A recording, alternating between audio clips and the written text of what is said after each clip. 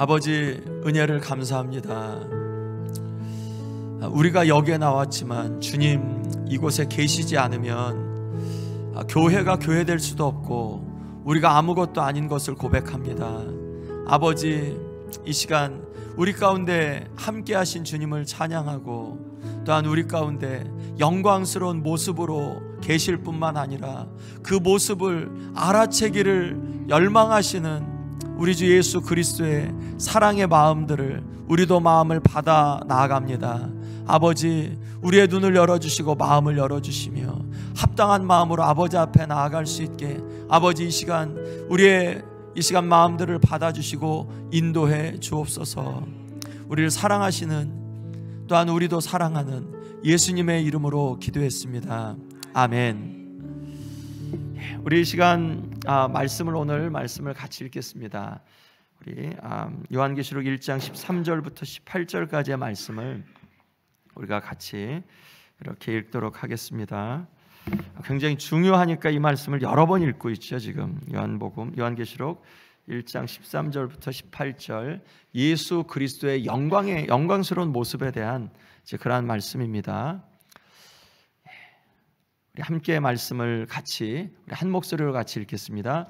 촛대 사이에 인자 같은 이가 발에 끌리는 옷을 입고 가슴에 금띠를 띠고 그의 머리와 털의 희기가 흰 양털 같고 눈 같으며 그의 눈은 불꽃 같고 그의 발은 풀무에 단련한 빛난 주석 같고 그의 음성은 많은 물소리와 같으며 그의 오른손에 7 별이 있고 그의 입에서 좌우에 날선검이 나오고 그 얼굴은 해가 힘있게 비치는 것 같더라. 내가 볼 때 그의 발 앞에 엎드러져 죽은 자 같이 되매 그가 오른손을 내게 얹고 이르시되 두려워하지 말라. 나는 처음이요 마지막이니 곧 살아있는 자라. 내가 전에 죽었었노라.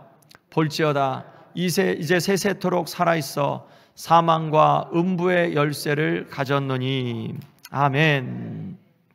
자, 한번 이렇게 복습을 한번 해보겠습니다. 자, 예수님의 그런 영광스러운 모습에 대해서 지금 묘사하고 있는 거죠. 자, 촛대 사이에, 촛대가 뭐라고 그랬죠? 뭘 상징하죠?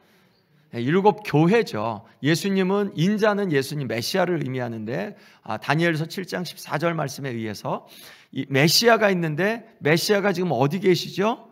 촛대 사이에, 그렇죠, 교회들 사이에 계신 거죠. 자, 발에 끌리는 옷을 입고 가슴에 금띠를 띠고, 누구의 모습과 같다고, 흡사 누구의 모습을 가리킨다고 했죠? 제사장, 대제사장. 그렇죠. 예, 그 구약에서 긴 옷을 입은 것, 이런 옷은 대제사장에게, 제사장에게 그렇게 묘사된 표현이 거의 대부분이어서, 예, 제사장과 같은 예수님 영광스러운 위엄이 있으신 그런 모습. 자, 그리고 또 머리는, 그의 머리와 털의 희기가 흰 양털 같고 눈 같으며, 예, 머리가 이렇게 백발처럼 지혜 혹은 위엄, 존귀, 뭐 그런 부분들, 그러니까 또 빛남, 예, 또 순전, 뭐 그런 부분들을 상징하자. 예수 그리스도의 모습을 지금 보여주는 겁니다. 그의 눈은 불꽃 같고 눈은 불꽃 같고, 예, 불꽃 같은 눈으로, 뭐 불꽃 같은 눈동자로 우리를 지켜주신다, 그런 말씀들이 있는데, 예, 눈이 불꽃 같아서 우리의 모든 것을 아시고, 그런데 사랑하시는 분이 우리를 알아주면 우리는 안심이 되고, 우리를 미워하는 사탄 같은 자가 우리의 마음을 알면 우리는 불안에 떨 수밖에 없죠. 그런데 예수님의 눈이 불꽃 같다. 우리를 향하여서 불꽃같이, 교회를 향하여서 불꽃같이 보실 때, 그러면 이 불꽃 같은 눈은 지켜주시죠. 그리고 또 사랑해 주시고 보호해 주시죠. 예수님의 그런 모습을 볼 수 있고요. 그의 발은 풀무불에 단련한 빛난 주석 같고, 막 빛이 나는데 풀무불에 단련됐으니까 단단하죠. 견고하죠. 그리고 안정되죠. 예수 그리스도께서 서 계신 모습이 아주 안정되고, 그리고 단단하고, 그리고 견고하고, 그러한 모습을 보여주고요. 그의 음성은 많은 물소리. 반모섬이 섬이었죠. 섬이면 파도 소리가 계속해서 들리겠죠. 그런데 많은 물소리가 들려질 때는 어떤 우리의 모든 그 인간의 소리가 다 잠재워지고 또 세상의 소리가 잠재워지고 그리고 위엄, 힘, 강력함 이제 그런 부분들이 보이죠. 예수 그리스도의 음성이 많은 물소리와 같다. 또 오른손에 일곱 별 뭘 상징한다 그랬죠? 일곱 교회의 사자들. 예, 그렇죠. 뭐 그게 천사이기도 하고 교회와 연결된 어떤 천상의 존재 혹은 교회의 말씀을 전하는 자들 뭐 이제 그렇게 해석할 수 있다 그랬죠. 예, 일곱 별이 있고 그의 입에서 좌우에 날선검이 나오는데 좌우에 날선검이 나오면 진리가 아닌 것들 그리고 죄된 것들은 다 잘라버리겠죠. 예, 좌우에 날선검이 즉 심판하고 또 진리를 드러내고 그리고 이 세상에서 악한 것들을 그 가운데 가만히 두지 않는 그러한 심판, 힘 또한 그 진리 뭐 그런 부분들을 이야기하고요. 그 얼굴은 해가 힘있게 비치는 것 같더라. 예수 그리스도의 얼굴, 예수 그리스도의 용모가 힘있게 얼굴이 비치는 영광이 있는 그리고 그 영광을 보는 자는 그 영광이 같이 우리에게도 전도된다. 예수 그리스도의 영광을 보는 자들이 그 영광이 우리의 마음 가운데도 비춰진다. 아멘. 예, 자 이런 예수 그리스도의 영광을 모습을 보니까 사도 요한이 엎드러졌죠. 죽은 자 같이 됐는데 그냥 죽은 대로 내버려 두지 않고 예수님이 오셔서 오른손을 내게 얹고 이르시되 두려워하지 마라 하면서 예수님이 친히 요거 16절까지는 요한이 봤던 모습인데 그런데 17절에는 이제 예수님이 직접 내가 누구다 나는 처음이요 마지막이다. 보통 처음이요 마지막은 하나님에게 해당되어지는 칭호 이름인데 그런데 예수님이 그런 칭호를 본인에게 적용하시죠. 곧 살아있는 자라.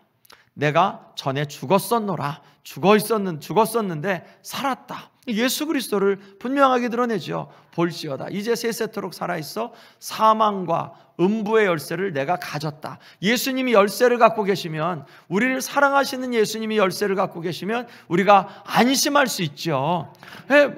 우리가 두려운 사람이 열쇠를 갖고 있으면 열쇠 좀 열어주실래요? 하는데 나 너 몰라 혹은 너 이런 우리가 감당하지 못할 일들을 요구하면서 막 거드름을 피우면 우리가 무서워서 어떻게 문을 열어달라고 하겠어요. 그런데 예수님이 열쇠를 갖고 계시니 그러니 우리가 예수님하고 가까우면 그러면 예수님 앞에 우리의 겸손한 마음으로 예수님에게 나아가서 예수님 문을 좀 열어주십시오. 그리고 예수님이 열쇠를 갖고 계시니 예수님이 이런 영광의 예수님이 갖고 계시니 악한 자가 이 안으로 들어오지 못할 거야. 예수님이 그 악한 자가 들어오려고 하면 예수님이 밀쳐내면서 문을 잠궈버리시고 우리를 보호하실 거니까라는 그런 그 부분이 있죠. 왜 이런 말씀을 드렸냐면 이제 오늘 말씀은 요한계시록 전체 말씀에서 아마 가장 설교가 많이 되고 여러분들이 제일 내용을 잘 아는 부분이 2장과 3장 말씀이에요. 7 교회에 대한 말씀. 나머지 1장과 4장부터 22장까지의 말씀은 부분적으로 설교가 됐고 또 부분적인 지식은 알고 있는데 2장과 3장은 그래도 비교적 많이 설교가 됐고 비교적 여러분들이 성경 통독을 하면서도 잘 이해할 수 있는 말씀이거든요. 그런데 이 7 교회에 대한 이야기를 내일부터 할 텐데 거기에 대한 서론의 이야기로 그렇게 하려고 합니다. 제가 오늘 책을 읽었던 거는 잔 스타트의 그리스도가 보는 교회하고 그리고 유진 피터슨의 이제 영성 현실을 새롭게 하는 현실을 새롭게 하는 영성이라는 곳에서 교회에 관한 최후의 말씀이라는 한 챕터가 있어서 그걸 2개를 보고 이렇게 좀 정리하고 그리고 전체적인 개략적인 7 교회에 대한 이야기들을 개략적으로 하려고 합니다. 유진 피터슨 같은 경우는 영성가죠. 영성에 대한 그런 책들도 굉장히 많이 썼고 뭐 다윗에 대한 이제 그런 영성에 대한 책 혹은 이 요한계시록에 대한 영성에 대한 책도 썼고요. 유진 피터슨 같은 경우는 이제 메시지라는 이제 그런 성경을 써서 굉장히 많이들 쉽게 또 깊이 있게 이제 내용적인 그러한 부분을 이해하게 이끈 분이죠. 유진 피터슨이 그의 책에서 이렇게 소개합니다. 복음은 우리를 공동체로 이끈다. 우리가 만약 복음을 깨달았으면 예수님을 알고 복음을 받고 구원을 받았다라고 하면 공동체와 뗄래야 뗄 수 없다. 복음을 받았으면 우리는 공동체로 이끌어질 수밖에 없다라고 이야기를 하는데 맞죠? 교회에 속하는 거죠. 믿음의 공동체가 신앙생활의 맥락이다. 신앙생활 잘해야지, 나 신앙생활 열심히 해야지 라고 하는데 그게 개인주의적인 그런 차원에서 가능하냐? 절대 안 된다. 우리의 훈련의 대부분은 공동체 안에서 이루어진다. 그리고 우리가 믿음의 공동체 안에서 신앙생활 제대로 하지 못할 땐 신앙생활 꽝이다라는 말씀이죠. 믿음의 공동체가 신앙생활의 맥락이다. 교회밖에 구원이 없다. 어떻게 보면 굉장히 단순한 논리고 또 지나친 그런 논리인 것 같은데, 가만히 이렇게 생각해 보면 교회 바깥에 구원이 있느냐? 하나님께서 구원을 주시고 구원을 받은 사람들에게 어떻게 내게로 와라 하는데, 아버지께 막상 가보니 아버지 옆에 이런 교회 공동체, 믿음의 공동체들이 있다. 아버지 앞에는 있는데 믿음의 공동체 안에 속하지 않을 수 있냐? 그렇지 않다. 교회 바깥에는 구원이 없다. 구원을 주실 때 이 믿음의 공동체까지 같이 주신 거다. 마치 아이들이 태어나는데 혼자서 태어날 수 없죠. 그리고 아이들이 태어났는데 가정이 없이 혼자서 자라지 않죠. 그런 것과 같이 교회 바깥에 구원이 없다. 사랑인데 하나님이 사랑하라 말씀하시고, 하나님 내가 사랑이다 라고 말씀하셨는데, 사랑이 대상이 없으면 그러면 그게 사랑을 온전히 할 수 있겠느냐? 없다. 소망하는데 소망이 그냥 내 개인적인 구원에 대한 소망이냐? 성경에 있는 모든 소망에 대한 그런 구절이 나 혼자만 사는 소망이냐? 아니다. 사회가, 믿음의 공동체가 하나님께서 주신 이러한 그 사회 속에서 하나님께서 이 부분을 변화시키고 새롭게 하신다는 말씀이니까, 소망은 반드시 교회, 믿음의 공동체가 필요하다. 믿음의 공동체 없이 소망은 성경 안에서는 그거는 말도 안 되는 얘기다. 은혜도 마찬가지로 은혜를 받은 것, 은혜를 받았는데 하나님이 왜 은혜를 주셨냐? 은혜를 통하여서 나누라고 주셨는데 공동체가 없으면 어디서 나누겠느냐? 내가 그냥 하고 싶은 만큼만 나누면 그러면 그게 정말 예수님을 따라가는 길이겠느냐? 절대 그렇지 않죠. 그래서 교회라는 공동체가 어쩔 땐 신앙생활할 때 거추장스러워 보이는 것 같은 이제 그런 그 생각들이 하죠. 교회, 나의 고민, 나의 사랑. 나의 고민이기도 하고 나의 사랑이라고 표현하는 그런 책 제목처럼, 교회가 어쩔 때는 신앙생활 하는데 우리에게 더 거추장스럽고 번거롭게 하는 것 같은 생각이 들지만, 그렇지만 그런 교회가 있기 때문에 내가 주님 앞에 기도하게 되고, 그런 교회가 있기 때문에 내 모난 것들이 또한 다스려지고, 하나님 안에서 함께 내가 누군가를 이끌고 갈 수 있는, 하나님께 받은 사명들을 감당할 수 있는 그러한 사람들이 있는 거다. 교회가 없으면 우리의 신앙생활은 의미가 없다. 저는 전적으로 동의합니다. 이러한 부분에서 그리스도의 의는 아닙니다. 그리스도에 대해서는 뜨겁지만 교회에 대해서는 냉랭하다. 이거 말이 안 된다. 그럴 수 있다, 현상적으로는. 그렇지만 그것은 고쳐야 되는 부분이다. 그리스도에 대해서 뜨겁다면 교회에 대해서도 뜨거워야 된다. 그리고 근데 반대로 나는 교회에 대해서는 뜨거운데 그리스도에 대해서는 잘 몰라. 이건 신앙이 없는 거예요. 이거는 그냥 그거는 그릇된 신앙이고 거듭나지 않은 모습이에요. 교회에 대한 마음은 뜨거운데 그리스도에 대한 마음이 없으면 이거는 정말 잘못된 거예요. 우리가 그리스도에 대한 신앙과 마음과 교회에 대한 마음이 같이 뜨거운 거예요. 왜냐하면 교회에 대한 뜨거움의 그 이유는 뭐냐면 그리스도 때문에 그런 거잖아요. 예수 그리스도 안에서 내가 구원을 받았으니까, 구원을 받아서 하나님께서 교회라는 공동체에 우리를 속하게 해주셨으니까, 그리스도에 대한 뜨거움이 식어지면 교회에 대해서도 식어질 수밖에 없어요. 교회에 대해서는 뜨거운데 그리스도에 대해서는 차갑다면 그거는 그 신앙이 아니에요. 기독교적인 신앙이 아니고 그건 조직에 대한 충성이고, 그것은 그냥 내 삶에 대한 애착과 집착일 수밖에 없어요. 왜냐하면 교회에 대한 사랑의 근거는, 이유는 예수님이니까. 예수님 없이 교회에 대한 사랑이 있으면 하나님 앞에 주님, 내가 주님 더 사랑하게 해주시고 주님 사랑하는 만큼 교회를 사랑하게 해주세요. 이렇게 기도해야 합니다. 우리가 감당하는 그런 직분도 그리스도에 대한 사랑이 뜨거워야, 그래야 우리가 그것들을 감당할 때 주님 앞에서 주님께 영광이 되지, 그렇지 않으면 내가 그 가운데 더 주님보다 높아지죠. 죄와의 싸움으로 가는 길은 반드시 교회를 거치게 되어 있다라고 이제 이 유진 피터슨 이야기하는데, 제가 밑줄을 그으면서 맞다. 이렇게 그 죄와 싸우는데 만약 사람이 없고 교회라는 공동체가 없으면 숨기 좋죠. 그냥 누구에게 뭐 비판받을 일도 없고 누가 뭐라고 할 일도 없고 나도 그냥 뭐 그 거추장스럽고 귀찮은 거 다 없을 수 있는데, 근데 그러면 죄와 진짜 싸우는 거냐? 죄와 싸우는 거냐? 그렇지 않다. 우리가 교회라는 공동체를 통해서, 교회를 통해서 죄와 싸우는 것들이, 다른 사람들이 죄와 싸울 때 같이 기도해주고 또한 지지해주고 격려해주고, 내가 죄와 싸울 때 또한 옆에서 그러한 기도도 받고, 그리고 죄와 싸우는 현장 가운데 내가 더 많이 노출되어서 나의 연약함들이 드러날 때마다 그리스도인들은 누구를 의지하죠? 주님을 의지하죠. 세상은 낙심하지만 그리스도인들은 주님을 의지해서 힘을 얻게 되는 줄로 믿습니다. 그렇기 때문에 죄와의 싸움으로 가는 길에 반드시 교회를 거치게 되어 있고, 그리고 또 교회는 이제 조금 이따 계속해서 보게 될 거예요. 우리가 아까도 봤듯이 예수 그리스도가 이런 분이다 라고 했는데, 교회와 그리스도와의 그러한 그 관계, 교회의 정체성은 그리스도다. 그리스도가 없이 교회가 제대로 된 모습이 될 수가 없다. 또 성령으로 말미암는 공동체적인 삶, 성령이 교회들에게 하신 말씀을 들을지어다 라는 말씀을 통해서 교회는 성령 하나님, 우리의 소리만 듣지 말고 성령 하나님이 우리 가운데 하신 말씀을 듣고, 그리고 성령이 우리에게 하신 말씀은 초자연적인 거죠. 초월적인 거죠. 우리가 그냥 현세적인 물리적인 내 상식 혹은 내가 할 수 있는 힘, 이런 것으로만 교회 생활을 하려고 하면, 그러면 100% 실패하죠.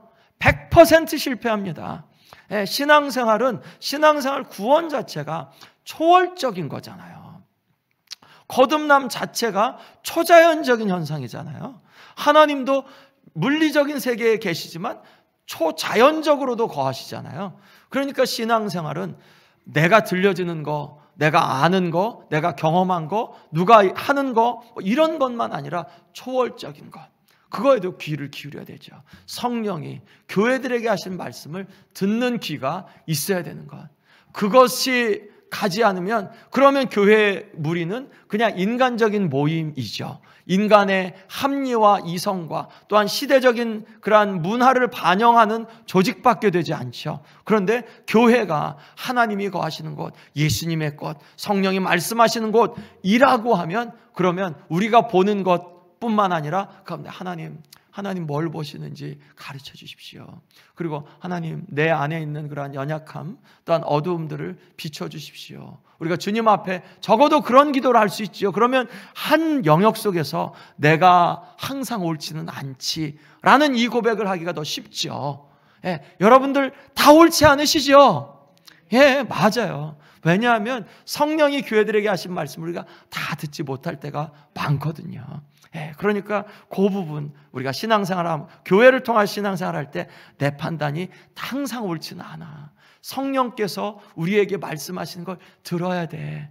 이제 이런 마음을 갖고 신앙생활 해야 할 줄로 믿습니다. 그러면 이제 제가 본 존 스타트의 그런 책들을 통해서 여러분들에게 나눠드린 그런 유인물들을 순서대로 한번 이렇게 볼게요.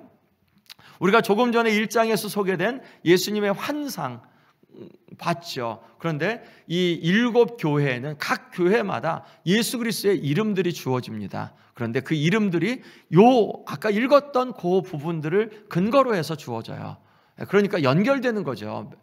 그 이름들은 메시지의 내용과 직결되는데, 만약 에베소 교회다, 에베소 교회에 예수님의 이름을 주셨는데 그 이름과 이 에베소 교회의 상황과 연결되어지는 그런 내용의 그런 커넥션을 볼 수 있다. 그리고 그 안에는 칭찬과 책망이 있고 성령의 말씀에 귀 기울일 것을 촉구한다. 동일하게 그런 패턴으로 이렇게 각 7 교회를 하고 있다는 것, 서론적으로 지금 이야기를 하고 있습니다.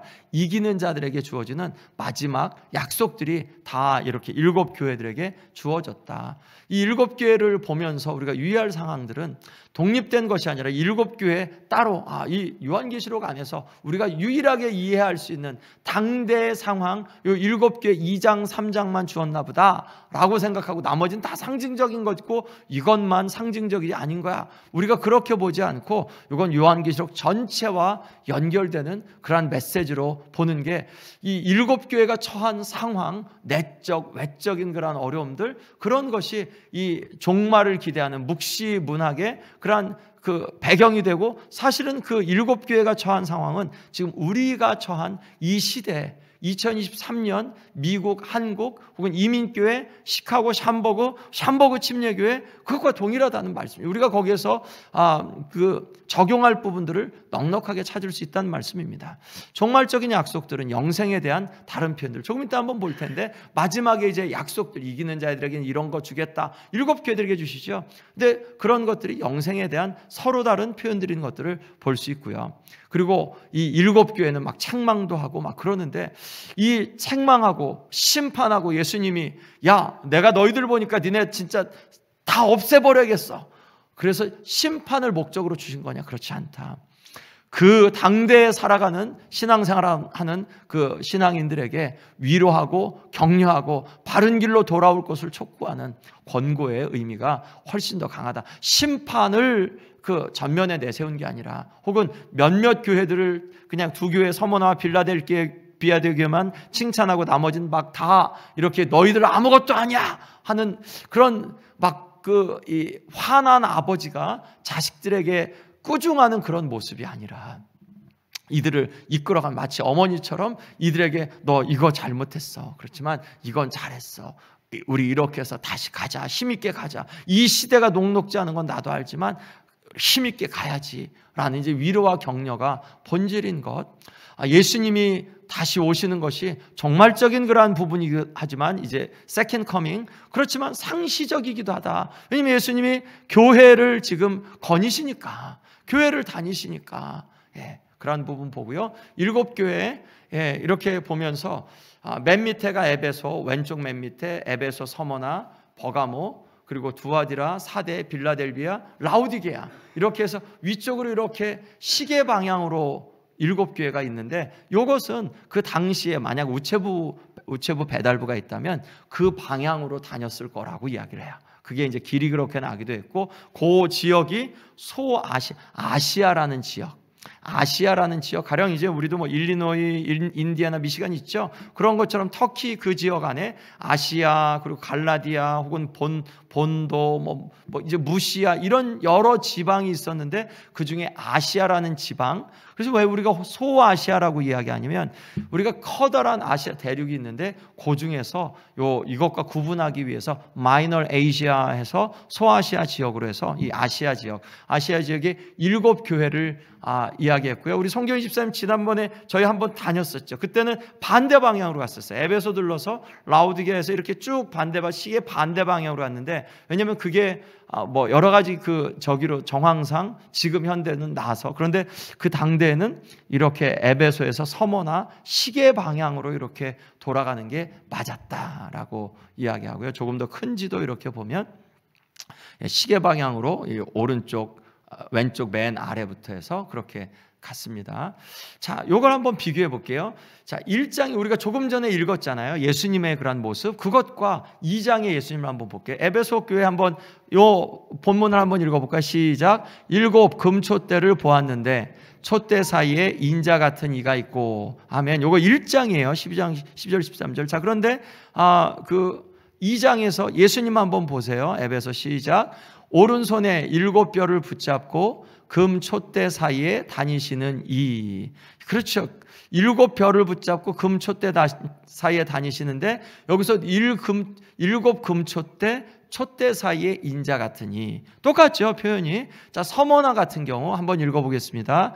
나는 처음이요 나중이니 곧 산자라. 내가 전에 죽었었노라 라고 서머나, 예수님이 1장에서 표현하고 있는데, 그런데 2장에서의 표현 보니까 같이 한번 읽습니다. 처음이요 나중이요 죽었다가 살아나시니 해서 1장에서 표현한 예수님의 한 부분을 빌어다가 서머나 교회에서 이제 예수님을 소개하죠. 퍼가모 교회 한번 읽어봅니다. 그 입에서 좌우에 날선검이 나오고. 예수님은 입에서 좌우에 날선검이 나오는데, 서머나 교회는 좌우에 날선검을 가지신 이 해서 똑같죠, 표현이. 그러니까 1장에 있는 표현을 빌어다가 지금 2장에서 7교회에 고루고루 이렇게 그 교회 상황들에 나누는 거죠.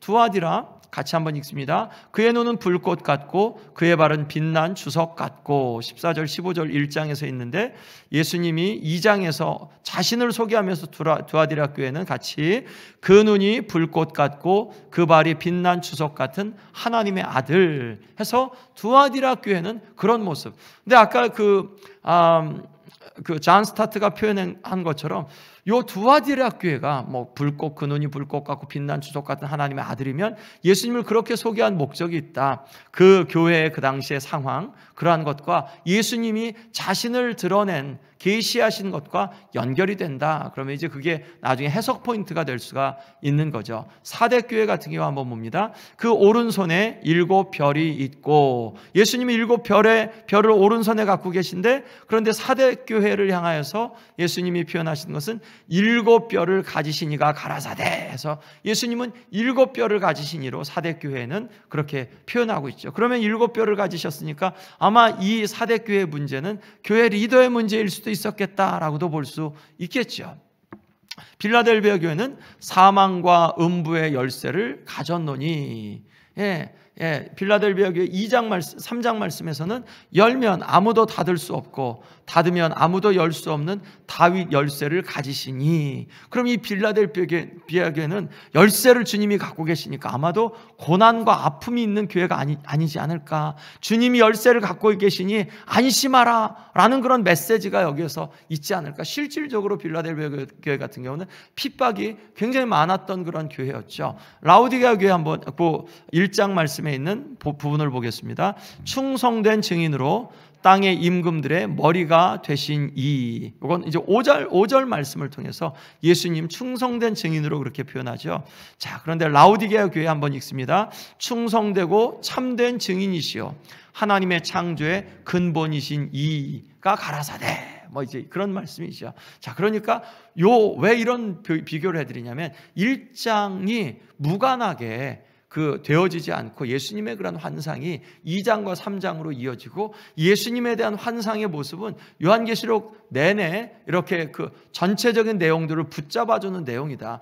심판이 맹렬할 때, 그리고 짐승이 막 돌아다니면서 믿는 자까지도 해하려고 할 때 교회는 뭘 바라봐야 되냐? 누굴 바라봐야 되냐? 예수님을 바라봐야 되는데 어떤 예수님이냐? 1장으로 다시 돌아가서 이런 예수님 우리가 신뢰할 만하냐? 믿을 만하냐? 우리가 의지할 만하냐? 우리를 구원하실 만하냐? 아멘! 이라는 말씀이에요. 그런 부분에서 이 1장에 있는 예수님이 2장과 3장에서 반복되어서 나타난 것을 볼 수 있다는 말씀인데요. 자, 예수님을 떠나서 교회가 존재하지 않는다. 아멘. 그리고 이렇게 든든한 예수님이 계신데 우리가 괜찮지 않냐? 그리스도인이, 교회가 이렇게 예수님이 든든하시고 우리가 믿을 만한데 우리가 예수님을 의지하여서 이 세상이 아무리 어렵고 힘들어도 주님 바라보고 갈만하다. 주님 바라보고 가라 라는 그런 메시지를 간접적으로 준다고 그렇게 저는 믿습니다. 비교하면서 이제 7교회의 칭찬과 책망의 이야기를 해요. 칭찬과 책망이 있는데 그 부분들을 한번 볼게요. 그냥 우리가 오늘은 서론적으로 볼 거예요. 내일부터 7교회를 한 교회씩 볼 건데 이게 이런 형식으로 7교회가 소개되고 있구나라는 것을 보는 건 굉장히 중요해요. 그렇지 않으면 이게 좀 큰 그림을 보고 요한계시록은 보면 훨씬 더 은혜가 돼요. 그냥 전체적인 요한계시록에 저는 큰 그림은 그냥 심판인데, 심판의 두 가지, 믿는 자는 영생을, 믿지 않는 자는 영벌을 주신다. 이제 그거가 성경 전체의 결론이잖아요. 구원의 그런 핵심은 믿어라, 그러니 믿어라 라는 말씀이잖아요. 그런 부분에서 큰 그림을 보고 가는 것, 이제 오늘은 우리가 이 7교회에 대한 중간 그림을 보는 겁니다. 칭찬은 에베소 교회 같은 경우는 좋았죠. 이 교회 정말 인내하고 게으르지도 않고 행위되어 있는 그런 교회였었어요. 굉장히 이렇게 이단들에 대해서도 정말 진리로 잘 섰던 교회였었어요. 그렇지만 그들이 그런 가운데서 책망받는 건 처음 사랑을 버렸다. 하나님 안에서 처음 사랑을 버렸다. 사랑을 버렸다. 진리를 지키다가 사랑을 버렸다. 라는 이제 말씀으로 보고요. 서머나 교회 같은 경우는 굉장히 어려운 교회죠. 서머나 교회와 빌라델비아 교회는 무척 어려운 교회였죠. 힘든 교회예요. 환난, 궁핍, 회방을 이겼다. 너희들이 실상은 너희가 부요한 자다. 하나님께서 이게 정말 어쩌면 되게 조그마한 교회였을 수 있어요. 그런데 환난과 궁핍을 받고 회방을 받는데 그걸 이겼다. 너희들이 실상은 부요한 자다. 그래서 책망이 없어요. 왜냐하면 지금 환난을 받고 있는데 하나님은 어떻게 책망하세요? 책망 안 하세요. 예수님이 너희가 내 환난에 동참했다라고 하는 것으로 그들을 인정해 주세요. 버가모 교회는 나를 믿는 믿음을 버리지 않고 있다. 너희들이. 여기는 그 당시에 가장 화려했던 곳 중에 에베소 다음으로 화려했던 곳이 버가모 교회였던 것 같아요. 굉장히 멋있는 그런 건물들도 많고요. 나중에 한번 사진들을 보여드릴 텐데, 너희가 나를 믿는 믿음을 버리지 않았다. 그런데 버가모는 발람의 교훈을 쫓는 자들이 있었다. 니골라당의 교훈을 쫓는 자들이 있었다. 그러니까 이단들, 우상, 이제 그런 숭배들이 이 버가모 교회 안에 가면 진짜 그런 게 많았겠어요. 보면 정말 화려한 그러한 도시였는데 정말 그런 것들이 많았겠어요. 두아디라 교회는 사업도 있고 너희들이 하나님에 대한 사업, 사랑, 믿음, 섬김과 인내 그런 것 있었던 교회예요. 내가 그걸 안다. 하나님께서 주님 예수님이 그것들을 알아주시고 칭찬해 주세요. 그런데 두아디라 교회에 이세벨을 용납하고 행음하고 우상 제물을 먹는 그러한 그 혼합 종교가 우상 숭배가 그 도시 안에서 있었고 또한 교회가 그 가운데 혼합된 그러한 믿음을 갖고 있다라고 책망을 하세요. 이런 책망을 하신 이후에 돌이키라고 말씀하는 거죠. 회개하라고 말씀하시죠. 예수님이 사대교회, 문제가 정말 많았던 교회죠. 가장 많은 교회가 라우디게아, 그 다음이 사대교회였죠. 옷을 더럽히지 않은 자가 있다. 사대교회에 문제가 많았어도 순결함을 지키는 자들이 있었다. 그런데 사대교회 너희들은 살았다 하는 이름을 가졌다. 소문난 교회였다. 그런데 가보니 실상은 죽은 자다. 행위가 온전함을 찾지 못하겠다.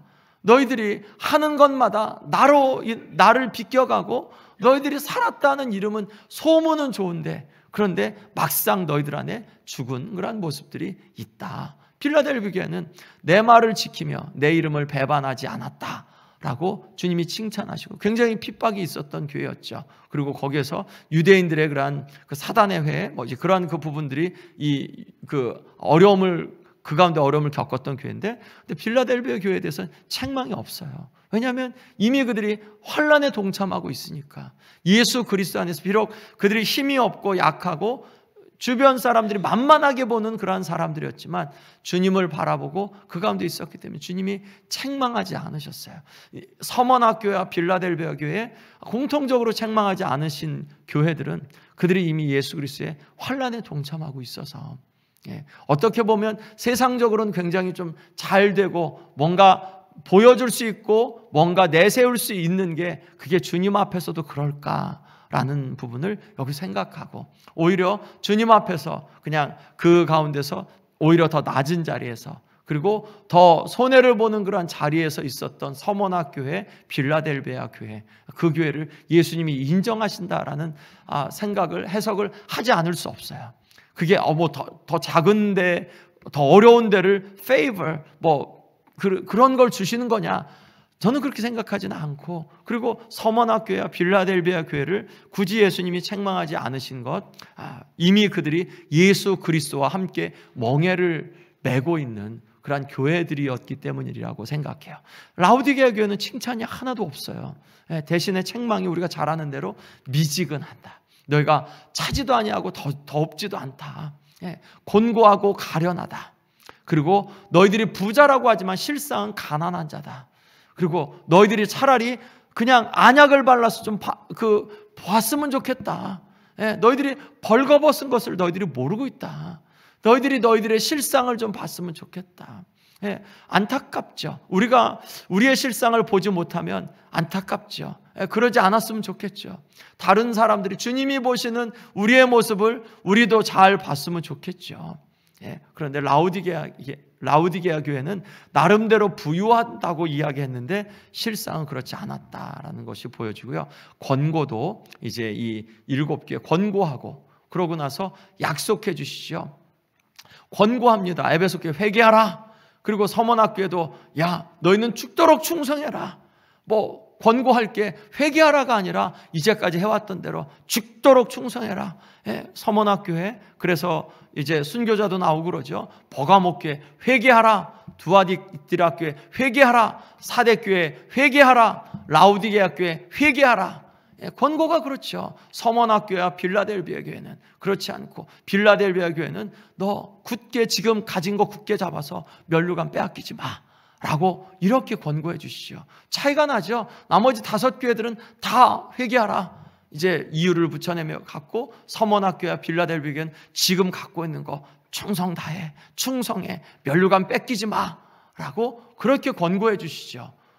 자, 이런 그 개괄적인 부분이 굉장히 중요하죠. 약속, 아까 약속은 영생을 받을 거에 대한 서로 다른 그런 표현들이라 그랬죠.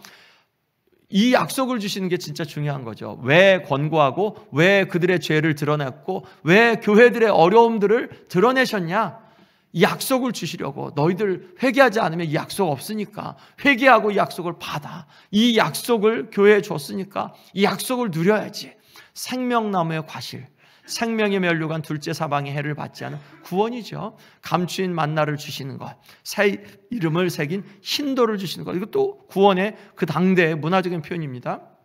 만국을 다스리는 멸망, 철장, 그러한 권세를 주시고 새벽벌을 주시는 것, 이것도 영생에 대한 다른 표현이죠. 흰옷을 입을 것, 구원받은 성도가 된다는 말씀이고, 이름이 생명책에서 지워지지 않는다는 것, 사망의 시험의 때를 면하고 하나님의 성전의 기둥이 되는 것, 이것도 구원의 다른 편이죠. 성전의 기둥이 되는 게 얼마나 중요한 그 귀한 그런 축복이에요. 주님의 보좌에 앉게 하여 주시겠다고 하는 것, 주님의 보좌에 앉게 하시는 것. 라오디게아 교회에게 회개해, 열심 내면 주님의 보좌에 앉게 해줘. 이 지금 약속들이 편차가 있나요? 편차 없어요. 지금 현재는 막 엉터리 같은 삶을 살고 있는 사대교회, 라오디게아 교회지만, 그렇지만 그들이 회개하면 똑같은 그런 축복을 주시겠다는 말씀이죠.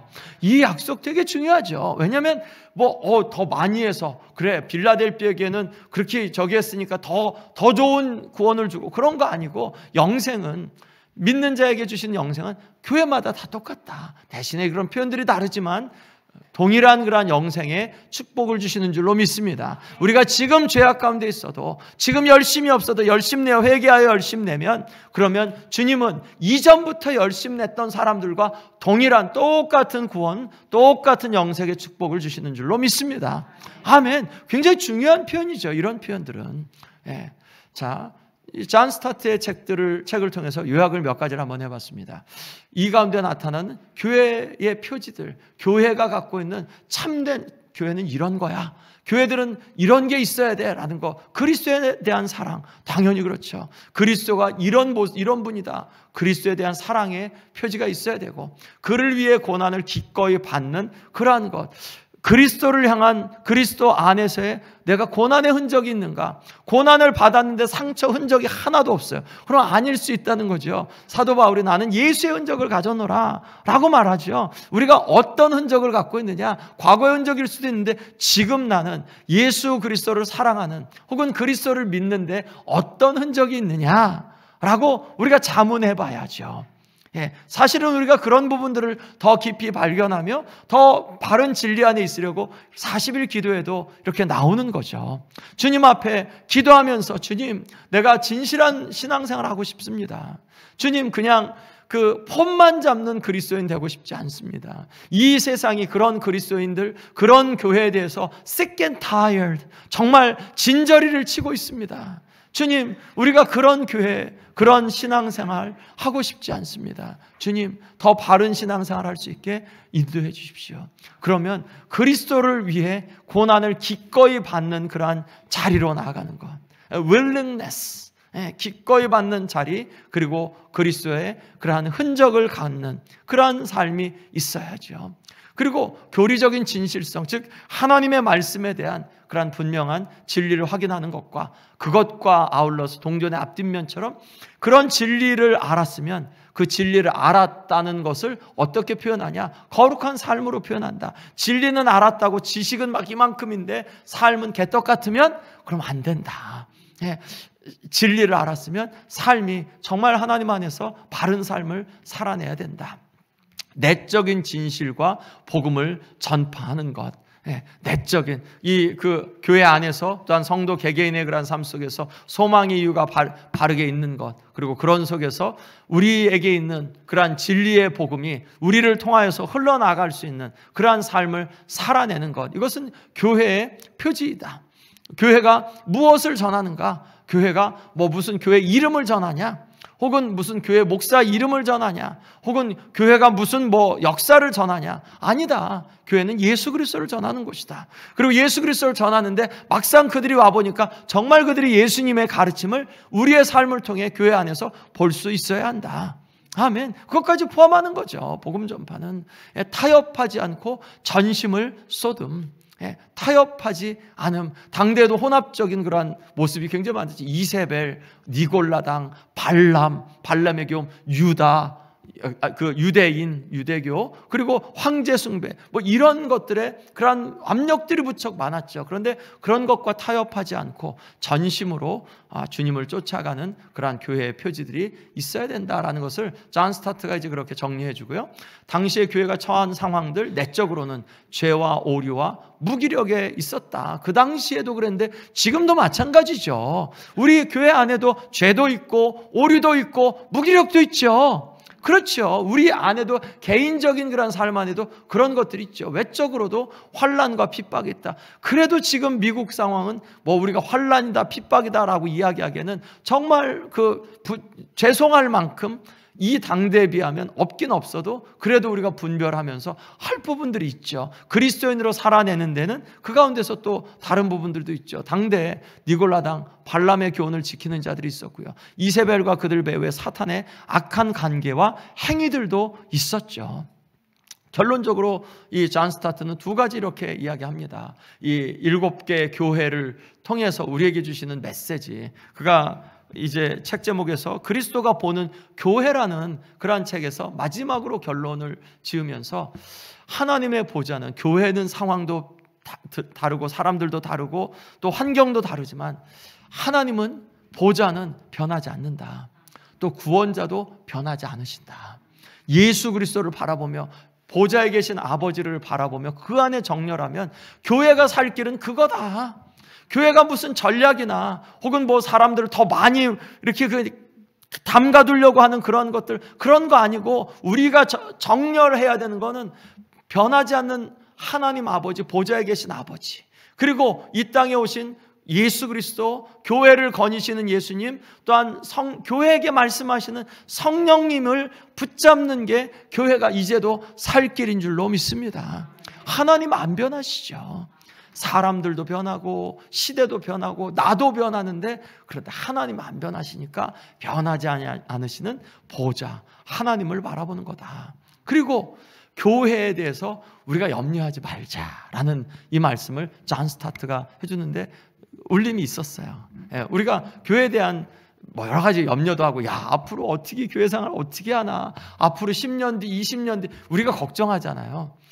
그 걱정 10년 뒤, 20년 뒤 걱정하지 말고 지금 현재 변하지 않는 하나님 앞에 가고 우리를 보호하시는 예수님을 눈을 떠서, 영적인 눈을 떠서 바라보는 게 더 중요하다.